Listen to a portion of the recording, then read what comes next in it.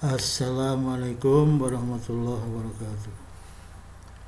Adik-adik mahasiswa, semangat ya, harus semangat ya. Belajar itu dapat pahala, di samping akan meningkatkan kualitas hidup kita. Di pertemuan ketiga kali ini ya, kita akan bicarakan mengenai likuiditas, solvabilitas, dan rentabilitas. Ini adalah ukuran kinerja keuangan. Jadi adik-adik jangan lupakan ini kinerja keuangan yang baku ini ya. Ini populer sekali, likuiditas, solvabilitas, dan rentabilitas ya. Jadi kinerja keuangan ini sangat bermanfaat bagi berbagai pihak seperti investor, kreditor, analis, konsultan keuangan, broker, pemerintah, dan bahkan Fiskus ya, dan manajemen perusahaan itu sendiri, karena dia akan mengetahui sejauh mana kemampuan perusahaan itu untuk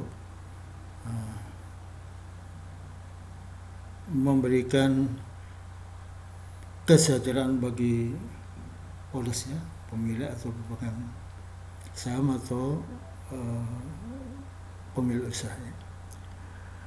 Dan seterusnya tadi. Jadi kalau seperti kreditor, tentu hubungannya adalah apakah perusahaan ini berkemampuan untuk mengembalikan ya, bunga dan tanggungannya, pinjamannya gitu ya. Likuiditas adalah kemampuan perusahaan untuk memenuhi segala kewajiban jangka pendeknya. Jadi adik-adik mudah itu memahami likuiditas. Nanti ada solvabilitas, nanti ada lagi profitabilitas.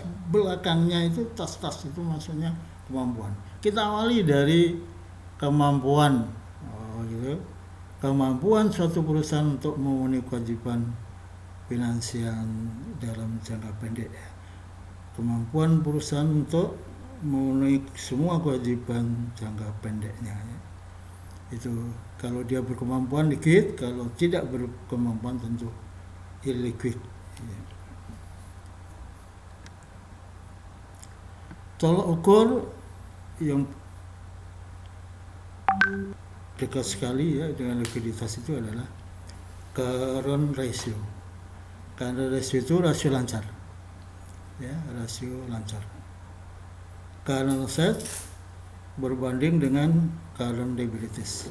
Jadi CA berbanding dengan CL. Current asset berbanding dengan current liabilities. Atau aktiva lancar dibagi dengan hutang lancar. Current ratio yang tinggi memberikan indikasi jaminan yang baik bagi kreditor jangka pendek. Dalam arti setiap saat perusahaan ini sebenarnya berkemampuan untuk melunasi segala kewajiban jangka pendeknya ya. Ya pegangan umum ya, kalau ratio itu 200% lebih bagus ya.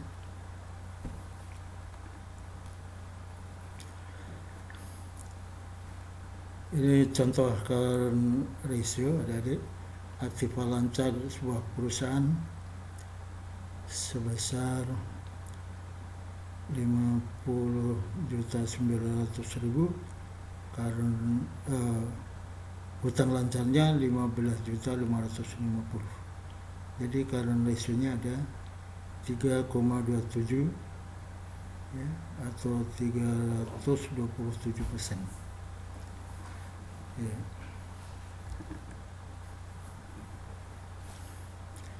Cara mempertinggi rasio likuiditas ya, ini menjual aktiva tetap ya, untuk menambah aktiva lancar, menambah modal sendiri untuk menambah aktiva lancar, bahkan menambah hutang jangka panjang juga untuk menambah aktiva lancar. Jadi itu beberapa cara untuk bisa meningkatkan, mempertinggi rasio likuiditasnya. Di sektor aktiva lancar, di sektor hutang lancar itu bisa menjual aktiva tetap untuk melunasi atau membayar hutang lancar, menambah modal sendiri untuk melunasi hutang lancar atau mengurangi hutang lancar, bahkan menambah hutang jangka panjang juga bisa untuk membayar hutang lancar.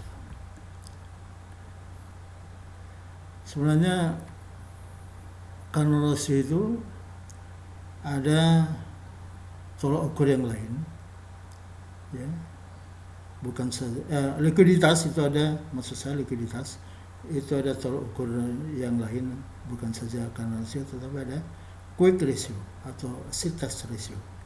Ya, quick ratio itu current asset minus inventory dibagi current liabilities. Ya, karena quick ratio jadi rasio cepat. Ya, rasio cepat. Cepat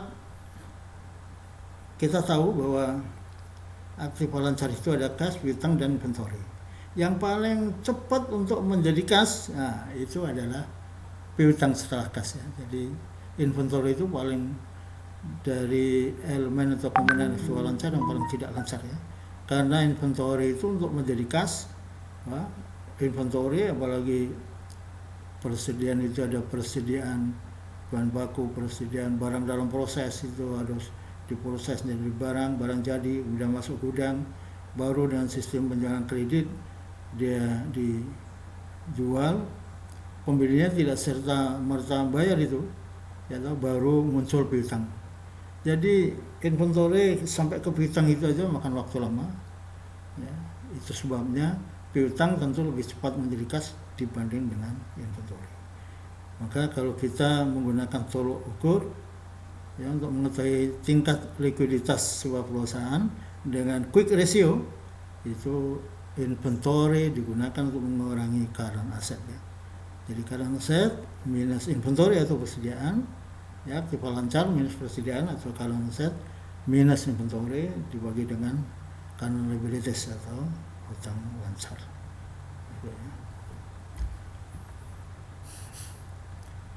Kita masuk ke solvabilitas. Ini sama tadi saya katakan, ya, ada likuiditas, solvabilitas, rentabilitas. Belakangnya tas. Jadi kalau kita mau memberi makna dari solvabilitas sama dengan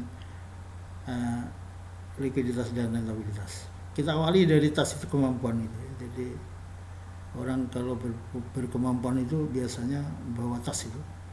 Mau ke ada ya bawa tas, ya. Itu. Kalau ke pasar tradisional itu biasanya nggak bawa tas, dompet aja kadang kecil, ya.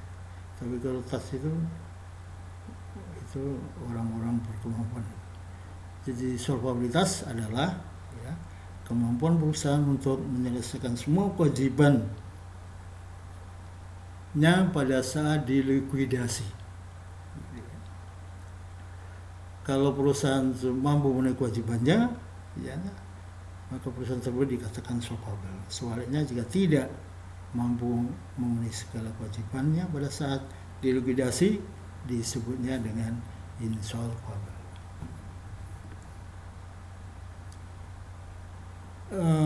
Solvabilitas ini jika dihadapkan dengan likuiditas, itu ada 4 kemungkinan sebuah perusahaan itu ada. Ya. Perusahaan yang liquid tapi insolvable, ya. Perusahaan yang liquid dan solvable. Perusahaan yang solvable tetapi illiquid, dan perusahaan yang insolvable dan illiquid. Kita lihat perusahaan yang liquid tapi insolvable. Perusahaan ini dalam jangka pendek sebenarnya nggak ada kesulitan keuangan, tidak ada masalah dengan keuangan, ya. Kalau dia bekerja dengan baik, dia menghasilkan rentabilitas cukup bagus, maka lama-lama dia akan memperbaiki posisi solvabilitasnya. Jadi nanti yang liquid tapi insolvable, itu dengan berjalannya waktu dia bisa meraih rentabilitas, ya, atau laba-laba terus sehingga keadaan insolvable-nya itu bisa diperbaiki. Jadi yang liquid tapi insolvable itu nggak ada masalah keuangan dalam jangka pendek. Tetapi yang kedua, perusahaan yang liquid dan solvable ini tentu perusahaan yang didamkan oleh semua perusahaan, ya. keadaan ini kan nggak ada masalah keuangan dalam jangka pendek maupun dalam jangka panjang. Ya. Tetapi keadaan yang ketiga, adik-adik, perusahaan yang solvable tetapi illiquid. Perusahaan demikian ini dalam jangka pendek sebenarnya tidak ada masalah itu. Ya, kalau ada tagihan jangka pendek itu dieksekusi sama kreditur, wah sudah repot itu ya. Tapi sebenarnya kalau dalam jangka panjang solvable itu sebenarnya bisa perusahaan ini melakukan pinjaman dalam jangka panjang untuk memperbaiki likuiditas, itu juga bisa kan. Jadi selagi perusahaan ini solvable walaupun illiquid, sebenarnya kondisi illiquidnya itu bisa serta-merta diperbaiki dengan melakukan hutang atau pinjaman jangka panjang, ya toh? Sehingga likuiditas itu menjadi baik. Tapi yang keempat tadi, ini adalah perusahaan yang payah ini ya. Ini perusahaan yang payah. Perusahaan ini sudah insolvable, illiquid lagi, atau illiquid insolvable. Ya, dalam jangka pendek sudah memenuhi kesulitan keuangan, termasuk dalam jangka panjang. Tidak ada jalan lain ini kecuali dipompakan dana segar dari pemilik usaha. Jadi pinjam nggak bakal itu jangka pendek, nggak bisa dia pinjam lagi jangka pendek, udah posisi liquid, ya toh. Nggak bisa juga dia pinjam dalam jangka panjang, insolvable. Yang bisa memperbaiki ini satu saja pemilik usaha dengan menyuntikkan dana segar. Maka illiquid menjadi liquid, insolvable pun ya bisa jadi solvable. Ya, daripada perusahaan ini dibubarkan adik-adik, ya, harus memphk-kan pekerja padahal mereka sudah bagus di training dan seterusnya.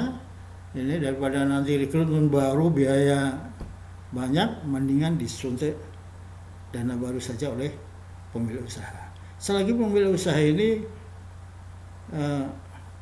punya insting, punya pengharapan masa depan bahwa perusahaan ini sebenarnya bisa diselamatkan, ya, punya prospek baik, tetapi waktu ini sebenarnya dia lagi mengalami kesulitan keuangan jangka pendek dan dalam jangka panjangnya sebenarnya juga ada masalah.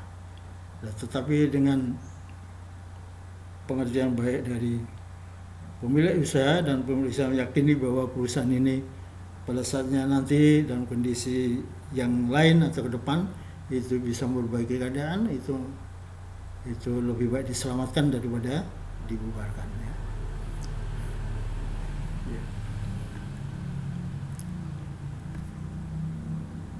Adik-adik, solvabilitas ini bisa diukur dengan membandingkan total aset ya dengan total hutang ya.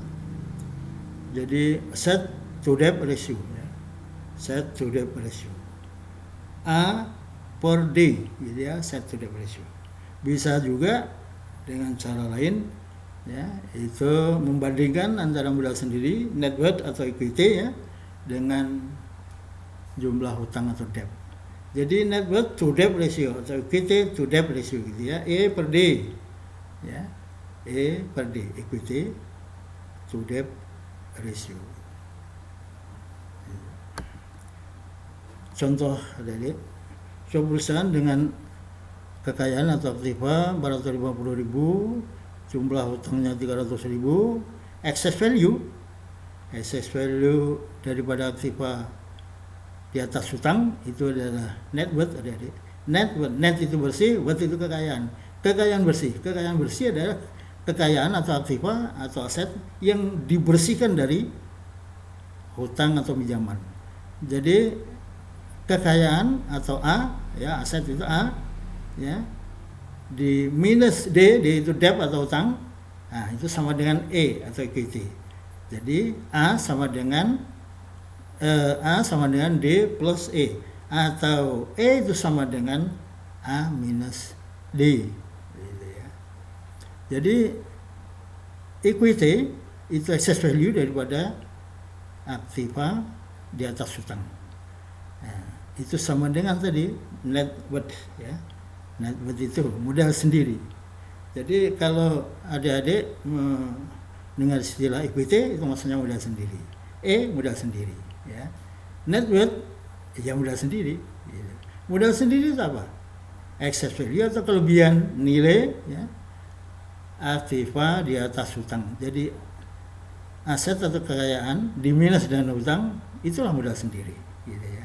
Jadi ini ada di bagian atas itu di pasifa, adik-adik. Bagian atas itu modal asing, ya, atau D, dan di bagian bawah itu E atau equity, ya, modal sendiri.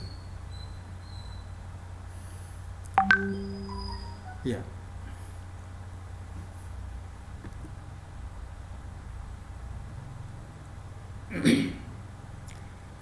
Cara mempertinggi solvabilitas itu bisa menambah aktiva tanpa menambah hutang, atau menambah aktiva relatif lebih besar daripada tambahan hutang.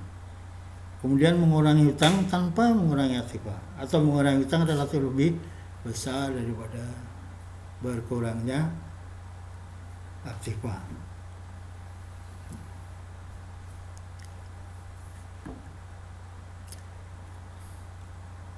Kita masuk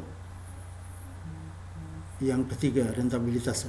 Tadi kan ada likuiditas, ada solvabilitas, dan sekarang rentabilitas. Rentabilitas ya belakangnya tos itu. Jadi kita awali saja untuk kemudian pengertian atau pemahaman dari rentabilitas itu ada kemampuan perusahaan untuk menghasilkan, ya, laba atau keuntungan atau profit dari modal yang diusahakan. Nah, jangan lupa adik-adik, rentabilitas tidak sama dengan laba, tidak sama dengan keuntungan, tidak sama dengan profit. Ya, tapi rentabilitas adalah laba itu dibagi modal. Jadi kita manai kemampuan perusahaan untuk menghasilkan laba dari modal yang diusahakan, L per M, gitu ya. Jadi rentabilitas yang terkenal itu ada dua, dari rentabilitas ekonomi dan rentabilitas modal sendiri. Biasanya rentabilitas ekonomi itu diberi notasi R kecil. Tapi rentabilitas modal sendiri, return on equity atau return on net worth, itu diberi notasi R besar. Ya, karena usahawan itu berminat sekali itu terhadap capaian rentabilitas modal sendiri itu. Kalau mau perusahaan ini mau membiayai, ya, atau mendanai, ya, perluasan sebuah usahanya, apakah dengan modal sendiri atau dengan modal pinjaman atau modal asing, maka yang digunakan pegangan ini adalah capaian rentabilitas modal sendiri. Jika R kecil itu tadi rentabilitas ekonomi itu lebih besar dari I kecil. I kecil itu tingkat suku bunga, interest. I kecil itu interest rate, ya, tingkat bunga. Jika R kecil, rentabilitas ekonomi lebih besar daripada I kecil, ya, maka perusahaan yang membiayai perluasan usahanya itu dengan menghadirkan modal asing atau modal pinjaman itu lebih diuntungkan daripada dia gunakan modal sendiri. Tetapi sebaliknya adik-adik, kalau R kecil itu lebih kecil daripada I kecil, jadi rentabilitas ekonomi itu lebih kecil dari tingkat suku bunga, ya, interest rate, maka usahawan atau pengusaha yang mendanai perluasan usahanya itu dengan modal pinjaman atau modal asing atau hutang, ya, itu akan mulai kesulitannya. Dia bisa menurunkan capaian rentabilitas modal sendiri atau R besarnya itu. Jadi semakin besar debt ratio, ya, debt ratio itu D per A, itu menunjukkan bahwa perusahaan itu lebih mengandalkan penggunaan modal asing atau modal pinjaman daripada modal sendiri. Maka kalau keadaannya itu R kecil lebih kecil daripada I kecil, ya, maka perusahaan ini akan menuai capaian rentabilitas modal sendiri atau return on equity, atau return on equity itu semakin kecil. Sebenarnya adik-adik, kalau R kecil sama dengan I kecil, jadi rentabilitas ekonomi itu di posisi yang balance seimbang dengan I kecil atau interest rate, jadi R kecil sama dengan I kecil, maka sebenarnya perusahaan ini mau membenahi usahanya atau perluasan usahanya itu dengan pembiayaan modal sendiri atau dengan modal asing atau modal pinjaman atau modal kreditur, itu sama, nggak ngaruh. Mau pinjam seberapa pun nggak ngaruh. Artinya capaian rentabilitas modal sendiri oleh usahawan itu akan tetap sama. Jadi dia pinjam nol, ialah nol pinjaman atau tidak pinjam sama sekali, atau dia pinjam sebanyak-banyaknya, itu tidak merubah capaian rentabilitas modal sendiri. Jadi return on equity-nya itu sama. Itu kalau R kecil sama dengan I kecil.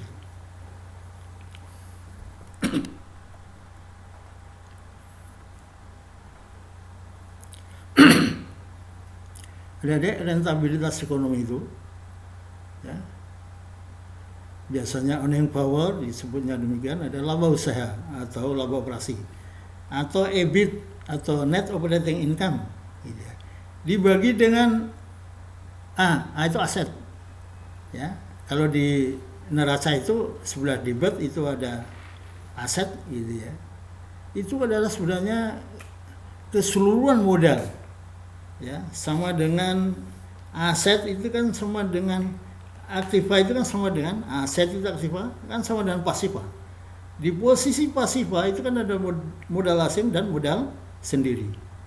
Jadi mohon maaf adik-adik, di PowerPoint kita ini terlanjur tertulis modal sendiri plus modal sendiri, maksudnya itu modal asing plus modal sendiri. Di posisi pasifa yang bagian atas itu kan modal asing, nah di bawah itu modal sendiri. Jadi keseluruhan modal itu. Jadi kalau rentabilitas itu ya, itu labanya adalah laba usaha. Labanya itu adalah EBIT, earning before interest and taxes, dibagi dengan A atau aset, atau modal asing ditambah modal sendiri atau modal keseluruhan. Itu adik-adik ya. Tadi jangan lupa rentabilitas ekonomi itu notasinya ada R kecil gitu ya. Nah, rentabilitas ekonomi itu bisa dihasilkan juga dari formula lain, adalah perkalian dari profit margin ya, profit margin kali asset turnover ya. Profit margin itu sendiri adalah laba usaha atau net operating income atau laba operasi atau EBIT tadi, dibagi dengan net sales ya, penjualan, itu profit margin ya, dikalikan dengan asset turnover ya. Asset turnover itu putaran aktiva ya. Itu formulanya adalah net sales atau penjualan dibagi dengan total asset ya, total asset. Sehingga kalau penjualan dengan penjualan itu di cross, hasilnya adalah sama dengan laba usaha dibagi dengan total aset, kan begitu. Sehingga kalau kita bermaksud untuk menaikkan rentabilitas ekonomi adik-adik, itu adalah kita naikkan profit margin dan kita upayakan supaya aset turnover juga naik. Jadi salah satu atau keduanya itu akan menaikkan rentabilitas ekonomi.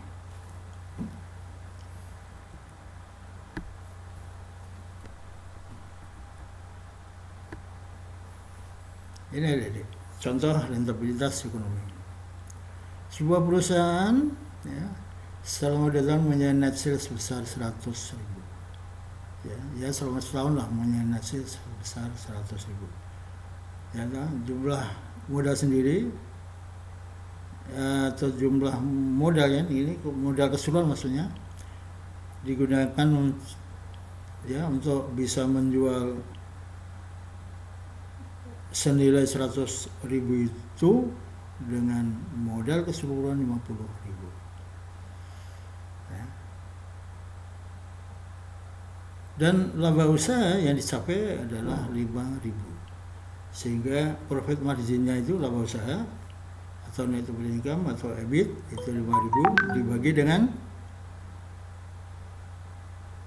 net sales ya 100.000, ada 5%. Kemudian operating asset turnover ya, itu adalah putaran aset ya, atau aset operasi ya. Jadi operating asset turnover itu sama saja adik-adik sebutkan dengan cukup dengan asset turnover, itu sama ya. atau putaran aktiva. Itu net sales dibagi dengan aset ya, dengan keseluruhan modal maksudnya ya. Sehingga net sales-nya 100, asetnya 50, jadi ada 2 kali. Sehingga earning power sama dengan 5% kali 2, ada 10%. Earning power atau rentabilitas ekonomi ya. Berikutnya adalah rentabilitas modal sendiri. Itu formulanya earning after tax dibagi dengan modal sendiri. Jadi rentabilitas modal sendiri yang diberi notasi R besar itu return on equity, return on net worth, itu adalah earning after tax dibagi dengan equity atau dibagi dengan net worth atau dibagi dengan modal sendiri, gitu ya.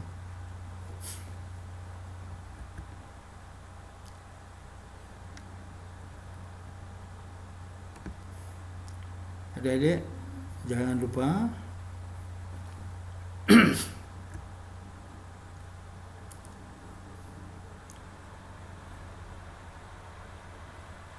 jadi dalam buku Pak Bambang Lianto itu sebenarnya dia berikan begitu banyak contoh bagaimana kita menemukan perhitungan sampai pada net ya, laba bersih ya, net profit gitu ya, laba bersih setelah pajak ya, atau earning after tax, itu earning after tax diawali dari laba usaha paling atas atau EBIT itu diminus dengan biaya bunga ya, atau interest expenses ya, dihasilkan EBIT, earning before tax, dikurangi dengan tax expenses ya, akan dihasilkan EAT ya, earning after tax. Ya, earning after tax itu jika dibagi dengan net worth ya atau equity ya, itu dihasilkan return on equity atau R besar itu ya, return on equity atau R besar.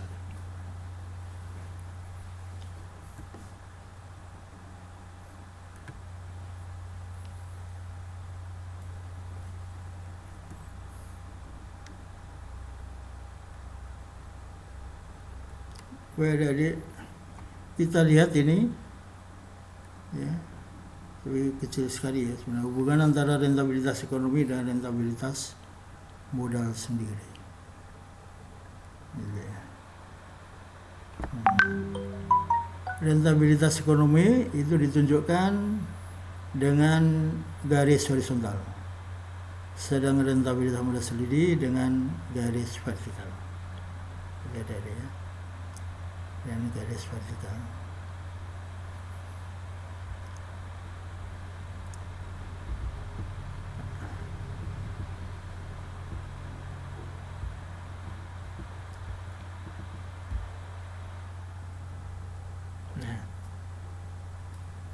Adik-adik lihat itu di gambar itu keadaan perusahaan, ada 3 perusahaan A, B, C begitulah. Perusahaan A dengan leverage factor 0%. Leverage factor 0% itu artinya debt ratio itu 0%. Leverage factor itu debt ratio D per A, adik-adik. Leverage factor. Ya, perusahaan B leverage factornya 50%, artinya perusahaan ini, perusahaan B maksudnya, itu perusahaan moderat. Ya toh? Separuh pembiayaan perusahaan itu didanai dengan modal sendiri, tetapi separuh yang lain adalah dengan modal asing. Tetapi perusahaan A tidak demikian, adik-adik.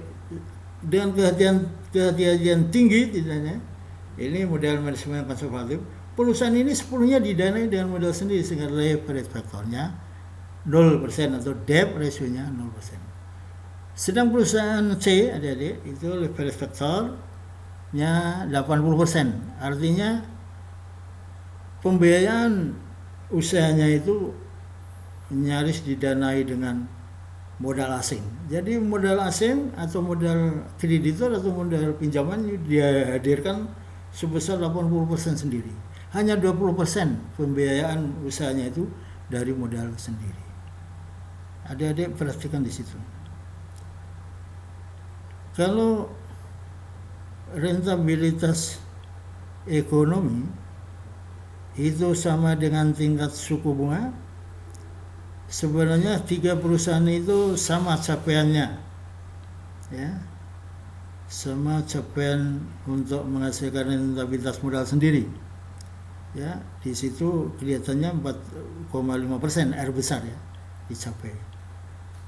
Ya, jika rentabilitas ekonomi atau R kecilnya itu 9% sama dengan I kecil yang 9% juga. Tetapi adik-adik,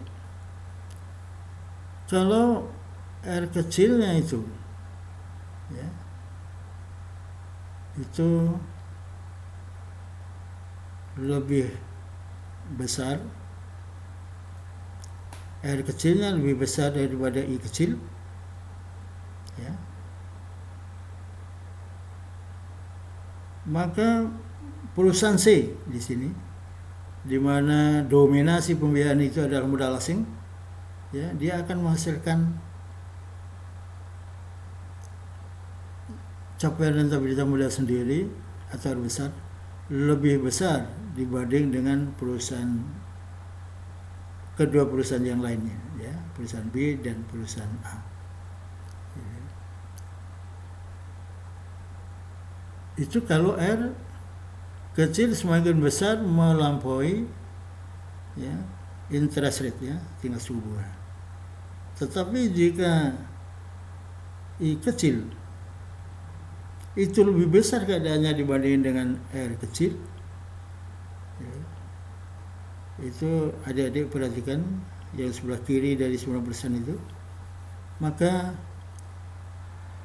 perusahaan yang didominasi pembiayaannya dengan modal asing itu dia akan memperoleh R besar yang lebih kecil dibanding dengan kedua perusahaan yang lain. Bahkan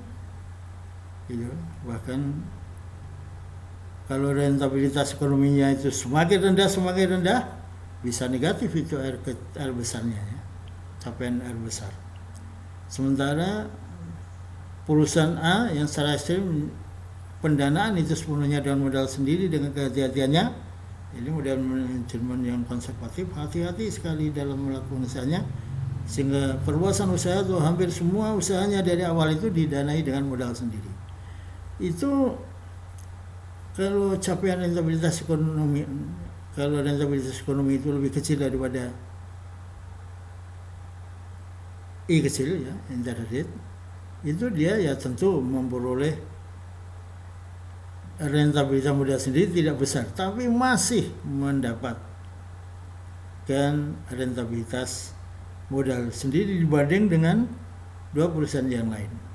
Yang moderat, yang 50% pembiayaan dengan modal asing, apalagi yang terlalu berani ya, yang agresif itu 80% dominasi modal asing. Dia tentu akan memperoleh bahkan sudah bisa masuk negatif gitu ya. Itu contoh saja kalau interest rate rentabilitas ekonomi itu di bawah 5% gitu. Itu apa yang terjadi? Itu kan di bawah tingkat suku bunganya 9%. Ya, atau kecil yang 9%. Maka perusahaan A itu masih lebih baik dibanding dengan perusahaan B, apalagi perusahaan C. Jadi demikian adik-adik, ini harap nanti dipelajari dengan baik, dicermati ya, mudah-mudahan ada manfaatnya. Nanti kurang lebihnya kita akan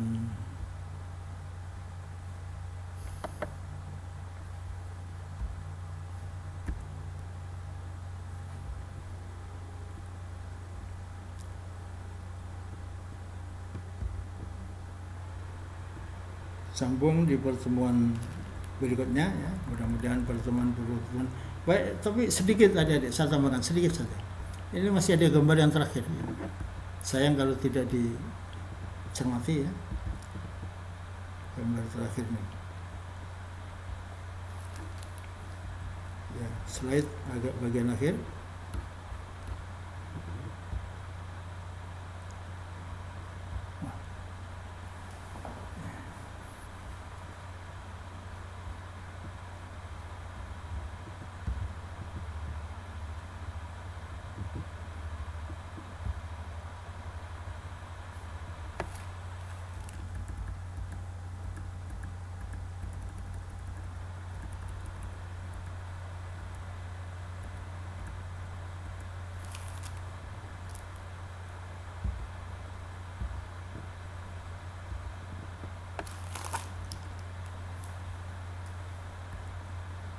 Nah, ini ada hubungan antara rasio hutang atau debt ratio tadi D per A ya dengan rentabilitas modal sendiri dengan R besar.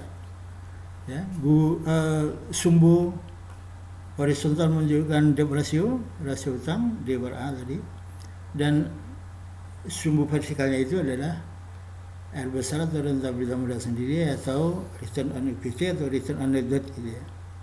Gitu.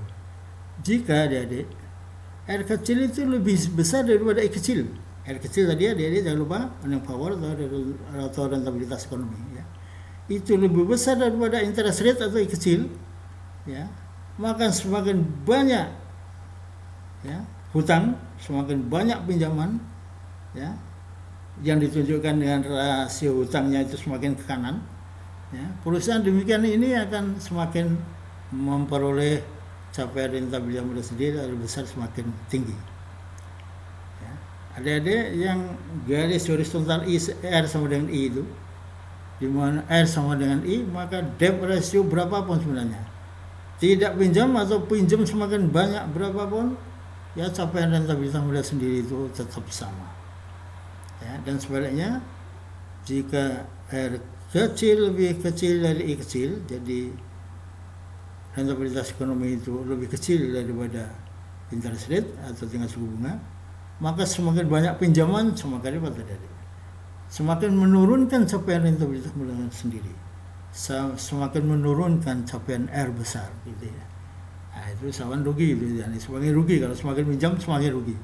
Kapan semakin pinjam semakin untung? Kalau R kecil lebih besar daripada I. Kapan tidak pengaruh pinjam banyak atau sedikit? Itu jika R sama dengan I. Dan kapan membahayakan sekali keadaannya ya, semakin banyak pinjaman tentu ya risiko keuangannya semakin besar. Itu jika R kecil lebih kecil dari I kecil, itu semakin repot, semakin payah, semakin kecil capaian rentabilitas modal sendiri jika semakin banyak pinjaman atau debt rasionya itu semakin ke kanan ya. Jangan lupa adik-adik, rasio hutang, debt ratio sama dengan tadi leverage factor gitu ya, LF. Demikian adik-adik, mudah-mudahan bermanfaat. Kita ketemu di pertemuan berikutnya dalam keadaan yang lebih baik lagi. Thank you.